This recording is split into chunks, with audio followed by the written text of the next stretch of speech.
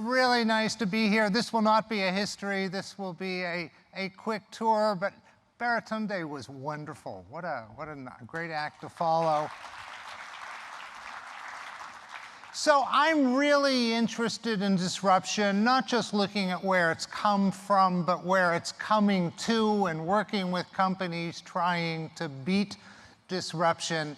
And the great and interesting thing about disruption, which is not innovation, which is just a different way of doing something, but when your entire business model is challenged, and it may be an existential threat, that disruption rarely comes from the place you expect it to come from.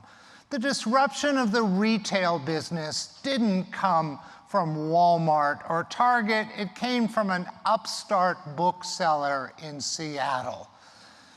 The disruption of the automobile business didn't come from General Motors or Ford. It came from an immigrant from South Africa who knew nothing about cars. Incidentally, if you look at Elon Musk as a disruptor, I mean, the first thing about Musk you've got to say is he's a genius, he's a visionary, he's an asshole, and he's an immature brat. If you want proof of the immature brat, just ask anybody who has a Tesla to have the car fart for you. The quintessential definition of a teenage boy. But Musk is actually a quadruple disruptor. A disruptor from PayPal, which changed payment systems and banks, and Tesla is a triple disruptor. Not just the obvious, the disruption of the internal combustion engine by electric vehicles, but also the way they sell cars, which I'll talk about in a moment, and the fact that they've become the largest automobile company on Earth. This is the third disruption of Tesla, without spending a penny on advertising or marketing. And he may be on the verge of two more disruptions. How many of you were at CES and traveled to the new West Pavilion by the Infinite Loop on Tesla's underground in Las Vegas? A couple of people. That may be our new transportation system coming from the Boring system. And of course, SpaceX, which has done so much more than Blue Origin or any of the other rocket companies. Disruption of the motion picture business didn't come from the movie studios.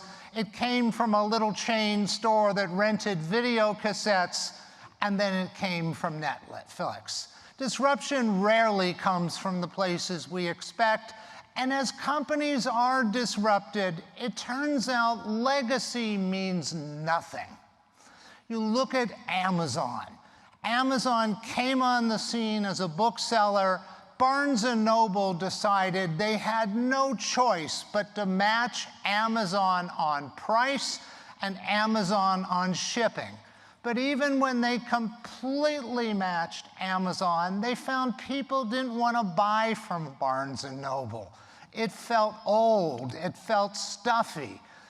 The new online company felt more digital, more cool. That the legacy that Barnes & Noble had of 100 years of selling books in a bookstore meant nothing. Banks. I think banks are on the verge of disruption. Banks 25, 30 years ago, partially to satisfy their customers, partially to cut cost, offered us all ATM cards so that we could bank outside the wall of the bank, and then they moved those machines into shopping malls, gas stations, and everywhere else. Banks, for the same reason, gave us online banking. But they didn't realize that those very things, ATM cards and online banking, eradicated any personal relationship with the bank. All of a sudden, B of A and Wells Fargo didn't look any different. It turns out 100 years of service in the branch means absolutely nothing to their customers, who will happily and easily move because it's become easier than it's ever become.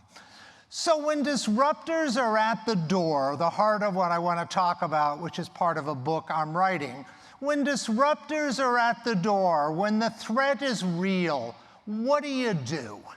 And I'm fascinated how similar disruption is to any of you who took psychology classes and may have studied the Swiss psychologist Elizabeth Kubler-Ross, who talked about the stages of grief, which was denial, anger, bargaining, depression, and acceptance.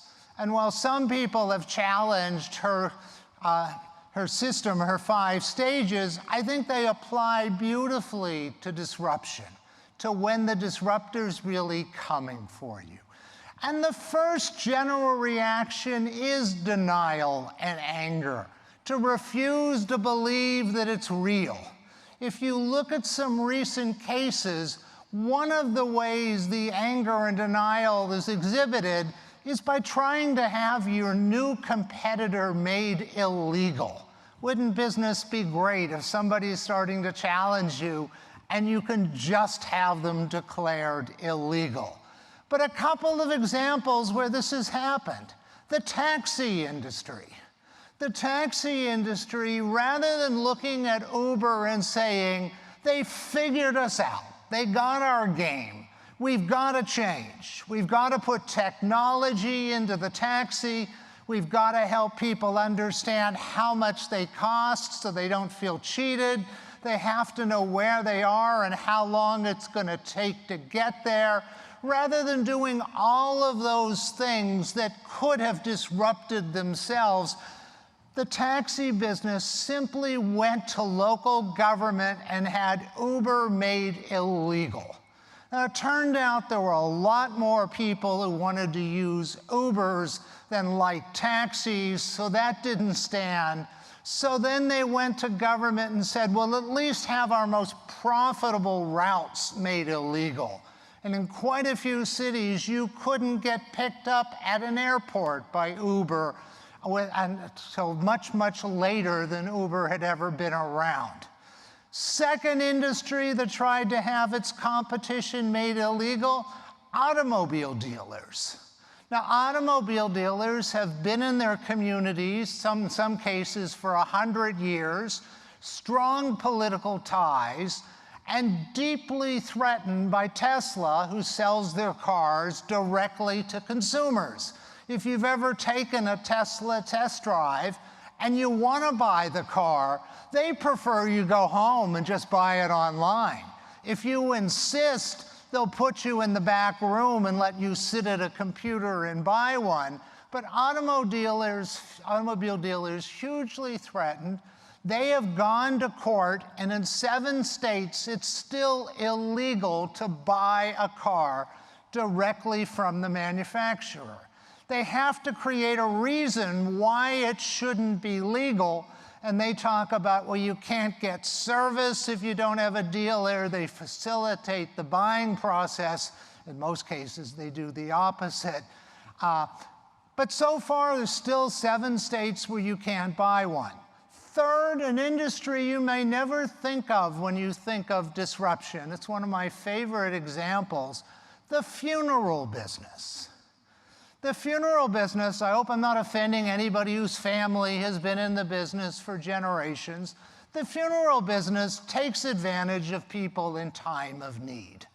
You're led to believe that how much money you spend is a reflection of how much you love somebody. And if you've had a loved one pass away, particularly unexpectedly, you're not in any frame of mind to go to 5 funeral homes, get prices, and then go back to the first and start bargaining. At least the funeral directors, to the best of my knowledge, don't say to you, what would it take to get your loved one into a casket today? But because you're not in a frame of mind to bargain, they can tell you things are legally required that you are not necessarily legally required. You don't know how much things should cost. So you can go, I'm sure some of you know, maybe all of you know this, you can go to Costco.com or Walmart or Titan.com, an independent company, and you can buy a casket online. Funeral homes don't like that one bit because the casket's the big ticket item in a funeral. And of course, nobody wants a casket delivered to their house in 7 days, but that's not the way it works. It's delivered overnight to the funeral home you choose. But the funeral directors also have been in the community for generations, frequently, strong political ties, and they've had it made illegal in quite a few jurisdictions to buy a casket from anyone other than a funeral home. And Congress has gotten into this. It is now, they are not allowed to do that.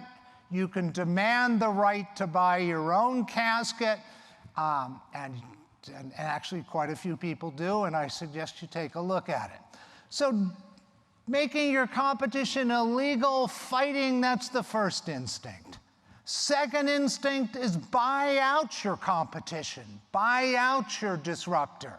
There have been rumors, all conspiracy theories, never proved, that there were companies in the 70s and 80s who invented cars that didn't use gasoline, separate from electric, but they were bought out by some of the big manufacturers or oil companies. But there are companies who do buy their competition or their disruptors. Facebook. Facebook has been on a big buying spree since it was established in 2005. Facebook bought Instagram for $1 billion. Facebook tried to buy Snap for $3 billion, but Evan Spiegel wouldn't sell. They bought WhatsApp for $21 billion. Third thing that happens is sometimes disruption just can't be fought. Sometimes your business plan has ended and the game is over. Kodak. If you look at most people in America over the age of 50, we've probably spent $50,000 in our lifetime on photography, buying cameras, buying film, processing, getting prints made for our families, photo albums, none of which were very good. All of a sudden, digital photography comes out. The digital camera disrupts the film camera. And then about 5 years later, the digital camera itself gets disrupted. But with teenagers today will probably take 1,000 times more photographs than we have ever taken, and their total expenditure on photography in their lifetime will be less than $50. Same thing with the music industry. The music industry had a business model that was nothing short of extortion. It said, you want 2 songs? You have to spend $17 and buy 12 songs on a CD. The industry itself wouldn't sell songs individually, wouldn't break that down, so the customers went to the first place they could get just the music they wanted. They were willing to pay $1 or so a song, but the industry wouldn't let them do that because it threatened the forcing you to pay for music you didn't want. And they went to Napster illegally. And of course, another example of the industry going to government and trying to have Napster made illegal, they were on better grounds than taxi companies and funeral parlors and others. And then Steve Jobs, seeing there was a market there, negotiated with the music companies and created the iPod and the dollar download song. And that business, 12 years later, gets disrupted itself. So that's one of the great themes here, is the disruption of the disruptor. But I should need to wrap this up, sorry about that. But now we're seeing one of the most interesting disruptions of the disruptors in the history of technology. I've argued for about 20 years or so that there are ways Apple could be disrupted. All they have to do is each year keep coming out with a new iPhone that is simply a better camera and a processor, an incremental improvement, and eventually people will leave. I think there could be the disruption of Facebook. We've seen some of that. But Google was a company I always thought could be disrupted, but probably wouldn't.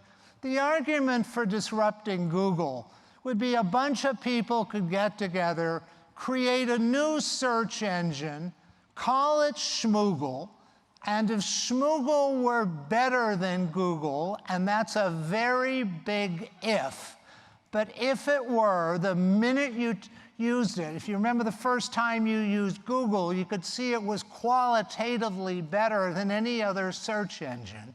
If Schmoogle could do that, people would send a link to all their friends to Schmoogle, they would try it, and if it were better, Google could be gone in 6 months.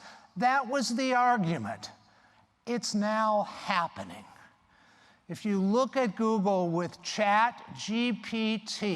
the new artificial intelligence system is so terrifying Google, who sees it as a threat, that earlier today, that's how current these topics are, earlier today, Google issued, and this is what you have to do when you're faced with disruption, a code red alert that the entire company faced danger, and they're reaching out and bringing Larry Page and Sergey Brin back to Google instead of sitting in the continents they own somewhere in the world.